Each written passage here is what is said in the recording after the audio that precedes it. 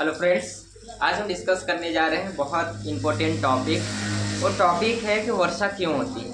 आज हम कुछ पॉइंटों में हम समझाना चाहेंगे आपको कि वर्षा क्यों होती है, किस कारण से होती है। तो आज का टोटली डिस्कशन है कि वर्षा क्यों होती है, और हर प्रकार के प्रश्न में ऐसा उत्सुक होता है कि हम जानें कि वर्षा क्यों होती है। ठीक है, तो today we are going to discussion about the why raining, यानी वर्षा क्यों होती है। ठीक है, तो व्हाई रेनिंग टॉपिक आज का क्या है, व्हाई रेनिंग। हम यहाँ प्रश्नवाचक चिन्ह लगा देते हैं, क्वेश्चन मार्क लगा देते हैं। व्हाई रेनिंग यानी वर्षा क्यों होती है। हम देखते हैं कि यार बरसात के दिनों में कभी भी ऐसे जब भी वर्षा होती है ऊपर से पानी गिरने लगता है। ऊपर देखते हैं कुछ दिखता ही नहीं बादल के सिवाय।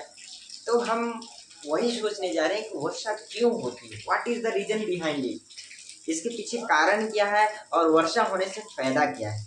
ठीक है, तो वर्षा क्यों होती है, तो इन सिंपल टर्म्स, साधारण शब्दों में कहा जा सकता है या सिंपल वे में कहा जा सकता है, रेनिंग इज व्हेन। रेनिंग कब कहा जा सकता है, raining is when, raining is when. प्रश्न है ना कि रेनिंग इज व्हेन, तो व्हेन मतलब यहाँ के वाटर फॉल्स, पानी गिरता है, water falls from the sky. Raining is when यानी कि वाटर फॉल्स फ्रॉम स्काई या from the sky to the ground. यानी कि रेनिंग इज व्हेन, रेनिंग कब कहेंगे, यानी कि when water falls from the sky, यानी water falls from the sky to the ground. हम कब कहते हैं कि पानी गिर रहा है, वर्षा हो रही है। वर्षा हो रही कब कहते हैं, जब स्काई से पानी ग्राउंड तक गिरता है। यानी स्काई से पानी ग्राउंड तक गिरना, ग्राउंड पे गिरना, उसको हम रेनिंग कहते हैं। यानी कि water falls from the sky to the ground. हमारे अर्थ पे यानी जो भूमि है वहाँ पे जब पानी ऊपर से गिरता है, हम लोग आसमान से गिरते हुए देखते हैं, स्काई से गिरते हुए देखते हैं, तभी तो बोलते हैं ना कि रेनिंग हो रही है, वर्षा हो रही है। यानी कि water falls from the sky to the ground, इसी को हम रेनिंग कहते हैं। कहता है कि इट्स हैपन व्हेन, यह होता है कब होता है, इट्स हैपन व्हेन, यह कब होता है या कैसे होता है। तो सोचिए, पहला पॉइंट है कि clouds get to heavy. Clouds यानी कि जो बादल होता है, जो मेरा बादल होता है इस ऐसे ऐसे साइज का, ऐसे ऐसे साइज का, और बादल होते हैं ऐसे ऐसे ऐसे ऐसे दिखते हैं हमें। तो जो भी बादल होते हैं, क्लाउड्स होते हैं, यानी कि क्लाउड्स गेट टू हैवी। जब मेरा क्लाउड्स जो हम लोग देखते हैं ऊपर जो बादल होता है ना, तो वो अगर बहुत ज़्यादा हैवी हो जाए, बहुत ज़्यादा भारी हो जाए, यानी कि clouds get heavy with water. Clouds get heavy with water. हम लोग जो क्लाउड्स देखते हैं ना, तो क्लाउड्स कब बनता है, वेपर से बनता है। जब हमारे घरों में खाना बनता है तो हम लोग देखते होंगे कि वाटर वेपर वहाँ होता है। नदी में देखते हैं इवापोरेशन की प्रक्रियाएं होती है। नदी गर्मी के दिनों में वाटर वेपर या इवापोरेशन बहुत ज़्यादा मात्रा में होती है। नदी का पानी, झरना का पानी, तालाब का पानी होता है कि सूख जाता है। क्यों सूखता है, क्योंकि वहाँ से जो वाटर है ना, वेपर बन करके ऊपर चला गया, बादल का रूप ले लिया। जब बादल का रूप लिया तो बादल मेरा जो क्लाउड्स है ना, अगर बहुत ज़्यादा हैवी हो जाए, बहुत ज़्यादा भारी हो जाए, जब बहुत ज़्यादा भारी हो जाता है तो इस प्रकार के वाटर के कारण से, यानी कि clouds get to heavy with water, यानी कि इट्स हैपन व्हेन, यह होता है कब, जब क्लाउड्स पानी से बहुत ज़्यादा भारी हो जाए, यानी clouds get to heavy with water. ऐसा होगा कंडीशन तो पावर रेनिंग होगी। ठीक है, फिर कह रहा है कि वाटर, सेकंड पॉइंट कह रहा है कि water vapour in the air. Water vapour, जो मेरा वाटर वेपर बन रहा है, खाना बना रहे हैं तब बन रहा है, कपड़ा खींचते हैं, पसारते हैं तो देखते हैं कपड़ा सूख जाता है, वाटर कहाँ गया, ऊपर गया, वेपर बन करके गया। वाटर वेपर बना, वो पानी हवा का रूप लेकर के बूंद ड्रॉपलेट होकर के ऊपर चला गया।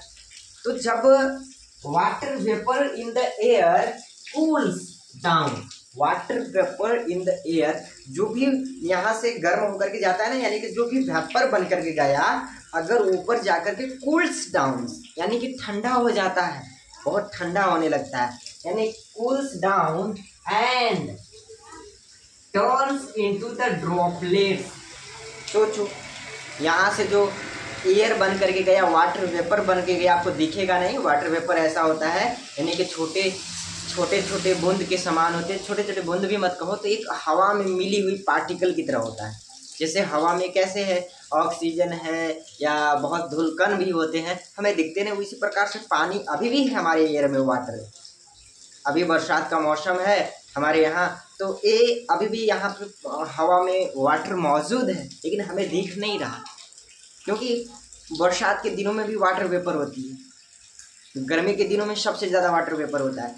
तो हवा में अगर वाटर वेपर जो है कूल्स डाउन हो जाए, कूल्स डाउन यानी ठंडा हो जाए। अब जब भी कोई ठंडा होता है, ज़्यादा ठंडा होने के कारण से वो संघनन की प्रक्रिया होती है, आगे बताएंगे नेक्स्ट वीडियो में। लेकिन पहले समझते हैं, कूल्स डाउन होने की वजह से वो ड्रॉपलेट बन जाता है, बूंद बन जाता है, ड्रॉप के टाइप में हो जाता है, छोटे छोटे ड्रॉप बन जाता है।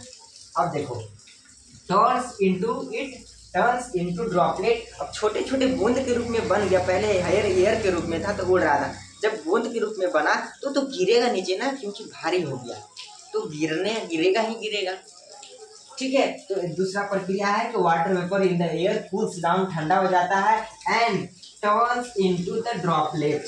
फिर कहता है third point, the droplet fall to the ground as rain. यानी कि जो भी ड्रॉपलेट बना, यानी कि बादल को हैवी होने के कारण से, वाटर ज़्यादा होने के कारण से, और बादल जब हैवी हो जाता है, भारी हो जाता है, तब होता है कि जो वाटर ड्रॉपलेट है ना, वो फॉल करते हैं ग्राउंड की ओर।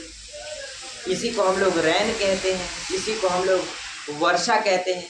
जब एयर में वाटर वेपर था, कूल्स डाउन होकर के वो ड्रॉपलेट बन जाते हैं, तो वो भी ड्रॉपलेट नीचे गिरेगा, जब ग्राउंड की ओर गिरेगा तो उसी को हम लोग रेन कहते हैं। यानी कि बादल से पानी गिरता है ना, ऐसे ऐसे बूंद बूंद करके, ऐसे ऐसे बूंद बूंद करके हमारे अर्थ की ओर गिरता है। ठीक है, तो ये ड्रॉपलेट हो जाना, ड्रॉपलेट होने मतलब बूंद बूंद रूप में गिरता, हम लोग पानी देखते हैं गिरता बूंद बूंद टाइप में। ठीक है, तो ये ड्रॉपलेट होता है to the ground as a rain. ठीक है, अब कहता है कि रेन हेल्प्स, रेन के माध्यम से हमें क्या फायदा होती है। अब तो सोच लिए कि ऊपर गया, कपड़ा खींचे, नदी के पानी सब, झरना के पानी उड़ करके ऊपर गया, गिरा भी, तो हमारा क्या लाभ है, तो बहुत ज़्यादा लाभ है कि rain helps our planet by, rain helps our planet by. हमारा जो प्लेनेट है उसको, जो रेन है, किस प्रकार से मदद करते हैं। ठीक है, पहला कहता है कि giving water to the plants and animal.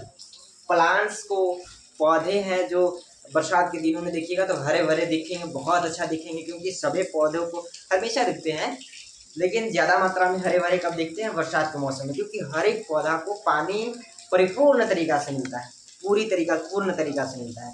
ठीक है, कंप्लीटली वाटर मिलता है, तो प्लांट्स को पानी देने का काम करता है, हम लोग को पानी देने का, रेन के माध्यम से हम लोग को पानी मिलता है।